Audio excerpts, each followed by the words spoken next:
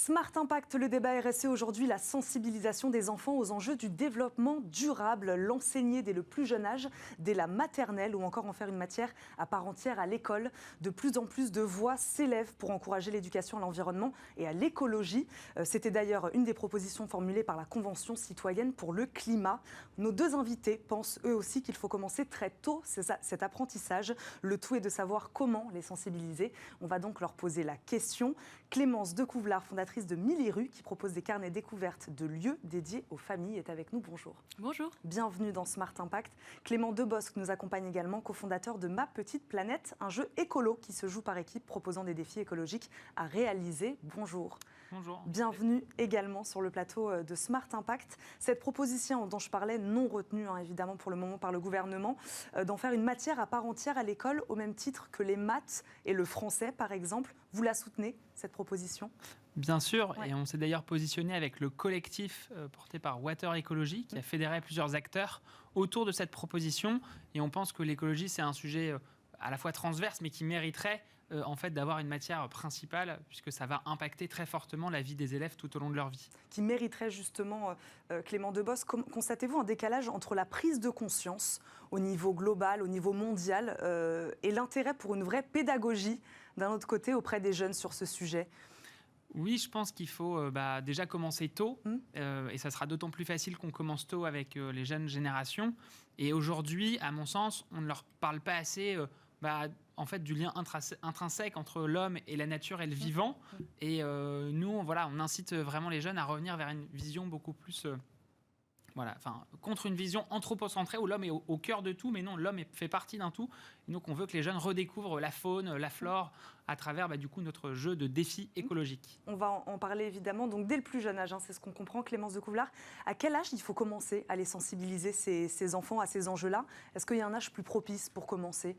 Pour moi, il n'y a pas d'âge plus propice. À partir du moment où on arrive à sensibiliser les parents en amont et que les enfants en fait, sont sensibilisés dans le cadre familial et ensuite à l'école, ça doit devenir naturel, je pense. Donc, dès le plus jeune âge, dès le début, même en maternelle, de pouvoir être sensibilisé à ce qu'on fait des déchets dans la classe. Pour moi, c'est un basique et qui ensuite doit pouvoir venir se renforcer au fur et à mesure que les enfants grandissent, en leur faisant prendre conscience qu'il y a la façon dont on gère le sujet au niveau de sa classe, de son école, de sa ville et ensuite plus globalement à plus grande échelle. Les plus jeunes peuvent comprendre l'enjeu écologique et l'importance de la protection de l'environnement. Vous en êtes persuadé ? Oui, nous, c'est ce qu'on voit quand on lance des éditions scolaires. Les jeunes s'emparent du sujet. Ils sont hyper intéressés, hyper curieux de comment ça fonctionne et de ce que eux peuvent, malgré leur jeunes âge, peuvent faire déjà à leur échelle et ils peuvent déjà agir. Et le mieux dans l'histoire, c'est très souvent qu'ils embarquent leurs parents dans l'aventure. Ils les embarquent dans l'aventure, les parents ?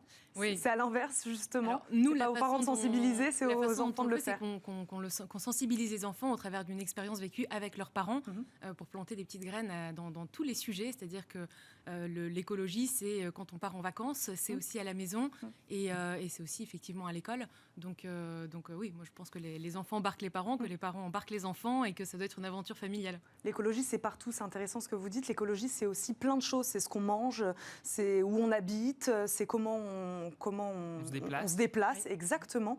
Comment éduquer à des sujets aussi transversaux ?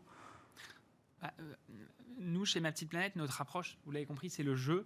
Et en fait, du coup, on ludifie la relation entre l'enfant et son environnement et on lui dit, pour gagner des points, et donc les jeunes, ils fonctionnent aussi comme ça.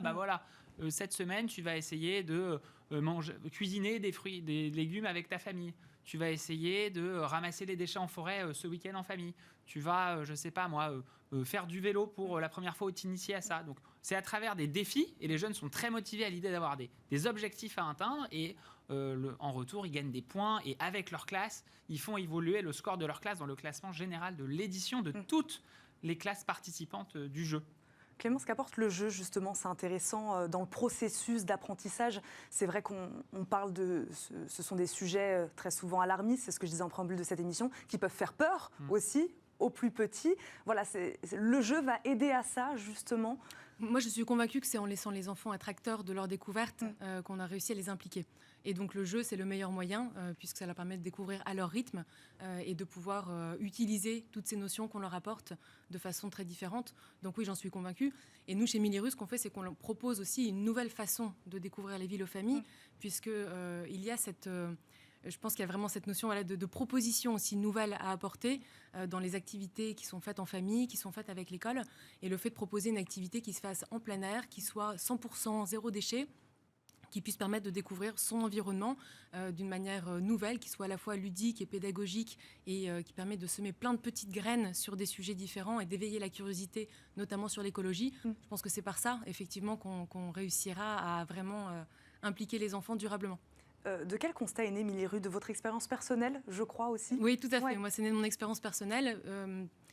J'ai toujours, depuis que j'ai des enfants, je suis frustrée dès qu'on part en week-end de devoir passer autant de temps à préparer nos excursions et que pour autant elles ne correspondent pas à ce qu'on recherche, à ce qu'on a envie de transmettre à nos enfants. Donc de pouvoir proposer des parcours découvertes qui se font en extérieur, à pied, qui permettent de redécouvrir tout un ensemble de quartiers, donc Lille, Paris, Lyon, dans lesquels notre concept existe aujourd'hui. C'est ce qui a fait naître effectivement cette idée.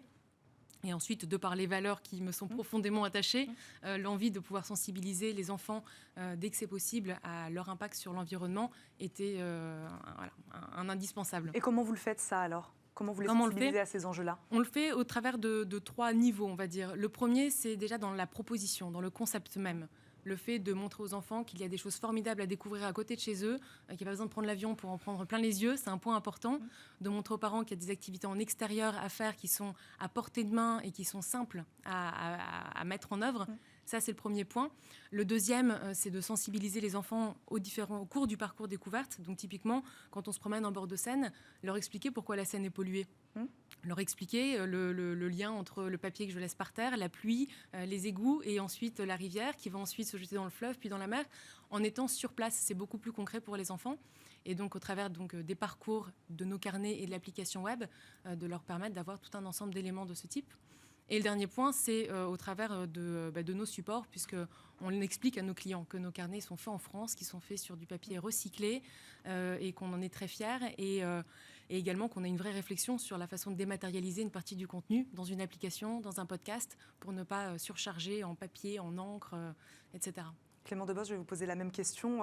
Expliquez-nous le concept du jeu Ma Petite Planète. Comment ça marche exactement? Donc, ce qu'il faut savoir, c'est que nous, on a une version pour les adultes, voilà, amis, famille et collègues en entreprise, mais aussi scolaires, ce qui est un peu le sujet là. Oui. Et l'idée, c'est que n'importe quel enseignant peut lancer une ligue avec sa classe, de la maternelle au lycée, avec 4 versions du jeu en fonction de l'âge des enfants. Donc quand vous l'avez lancé, il était déjà à destination dans votre tête, c'était à destination des écoles? Alors, on l'a lancé d'abord avec le grand public. Moi, j'ai fait ça pour sensibiliser à la base ma famille, mes amis autour du sujet. Et ensuite, on l'a décliné. Et j'avais des amis enseignants. J'étais curieux de voir dans quelle mesure ça pouvait marcher. Et aujourd'hui, 2/3 de l'impact de Ma Petite Planète, de notre association, ce sont des élèves qui jouent avec leurs enseignants. Et donc, un prof va rejoindre une édition. Donc voilà, là, la prochaine édition qui s'est terminée récemment, elle est en novembre 2022. J'invite tous les enseignants qui veulent à se saisir de ce qu'on propose. C'est entièrement gratuit à destination du coup des enseignants. Et l'idée, c'est qu'on va leur mettre à disposition une liste d'une 40aine de défis que les jeunes peuvent faire, qui sont très concrets, très applicables. Et l'idée, c'est qu'ils vont vivre cette expérience collective avec leurs camarades de classe pendant 3 semaines. Et ils vont s'organiser en classe, à la maison, dehors en pleine nature pour en valider un maximum. Et il y aura parfois les parents dans la boucle. Quand il s'agit des tout petits, il y aura une conversation de ligue où les jeunes vont envoyer leur réalisation, leur fierté. Ça va créer une dynamique et ces jeunes vont apprendre plein de choses, mais par en fait l'expérience. Et on pense que c'est la meilleure façon d'intérioriser. Et nous, ce qu'on espère, c'est qu'à travers cette expérience qui dure 3 semaines, les jeunes intègrent plein d'éco-gestes dans la durée et deviennent même un petit peu militants auprès de leurs parents et des plus grands qui ne sont pas forcément aussi sensibles qu'eux ou qui n'ont pas les mêmes conceptions des choses. Et de quelle manière vous collaborez avec l'Éducation nationale? Comment votre solution a été reçue par les enseignants, les professeurs? Est-ce que c'est eux qui font appel à vous? Est-ce que c'est vous qui allez les démarcher? Comment ça marche? Au début, c'était surtout nous. Et maintenant, il y a un énorme bouche-à-oreille parmi les enseignants. Donc, dernière édition, on a fait jouer 1400 classes partout en France et même un peu à l'étranger, dans des collèges et lycées français de l'étranger. Et l'idée, c'est que on essaie de faire des partenariats avec des académies, des rectorats et aussi des départements pour qui, s'ils veulent financer l'essaimage de Ma Petite Planète Scolaire sur leur territoire et garantir à tous les parents que oui, à l'école, on sensibilise leurs enfants et on fait progresser leurs enfants sur le sujet, nous, c'est dans ce sens qu'on veut aller. Il nous reste 2 petites minutes. Est-ce que vous attendez aujourd'hui tous les deux une mobilisation plus forte, plus importante des pouvoirs publics? Ou est-ce que justement vous pensez que la solution elle va venir d'acteurs comme vous, justement, d'acteurs privés, des particuliers? On terminera cette émission là-dessus. Moi, je pense que ça doit être un travail d'équipe. Ouais. Ça doit être un travail d'équipe parce que nous seuls, ça peut être compliqué. Il faut sortir les rames parfois pour se faire entendre et pour être visible comme on le voudrait. Et je pense que les pouvoirs publics, sans avoir d'accompagnement d'acteurs dont c'est le métier, de savoir faire jouer les enfants autour de thématiques, vont avoir du mal également à ce que le sujet puisse s'ancrer dans les écoles, dans les familles ensuite. Donc pour moi, c'est vraiment un travail d'équipe. Les deux sont complémentaires, c'est un travail d'équipe? Oui, très clairement. On sent de plus en plus, il y a eu des éco-délégués qui sont apparus il y a quelques années et ça commence à prendre et ils ont des responsabilités maintenant, mais c'est quelque chose qu'il faut amplifier et encourager. Après, bien sûr, il y aura des partenariats intelligents, publics, privés, associations à construire. Et moi, je pense que notre rôle à tous, en vrai, c'est d'être exigeants envers les pouvoirs publics, exigeants envers les entreprises. Moi, je suis persuadé que c'est le plus grand défi de l'histoire de l'humanité et qu'on a intérêt à avoir une mobilisation massive sur le sujet. Et du coup, nous, on va prendre les gens de 3 ans à 99 ans pour les embarquer. Voilà, c'est un peu l'ambition du projet avec des millions de joueurs à terme. Et on va terminer sur ces mots. Merci beaucoup à tous les deux de nous avoir accompagnés aujourd'hui dans Smart beaucoup. Impact. Clémence Decouvelard, fondatrice de Milly Rue, et Clément Debos, cofondateur de Ma Petite Planète. Merci à tous les deux d'avoir répondu à nos questions. On termine comme chaque jour cette émission par la bonne idée du jour.